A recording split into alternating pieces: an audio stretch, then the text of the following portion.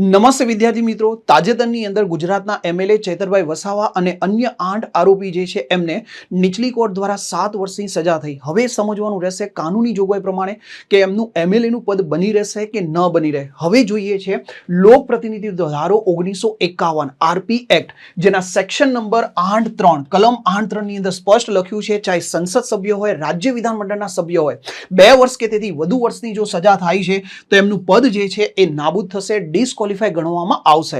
દોસ્તો, પહેલા ભૂતકાળની અંદર જોગવાઈ હતી, જે જોગવાઈ હતી 8 ક્લોઝ 4 ની અંતર્ગત કે 3 મહિના સુધીની રાહત મળતી હતી અપીલ માટે, પણ એ જોગવાઈને આગળ જતા સુપ્રીમ કોર્ટે વર્ષ 2013માં, બહુ જ મહત્વનો પોઈન્ટ છે એક્ઝામ માટે, લીલી થોમસ વર્સિસ યુનિયન ઓફ ઇન્ડિયાના કેસની અંતર્ગત જે આરપી એક્ટની સેક્શન 8 ક્લોઝ 4 હતી અસંવિધાનિક જાહેર કરવામાં આવે છે અને આ સ્થિતિના સંદર્ભની અંતર્ગત કહી શકાશે સભ્યપદ જે છે એ તરત જ સજા તરફથી અમલમાં આવશે.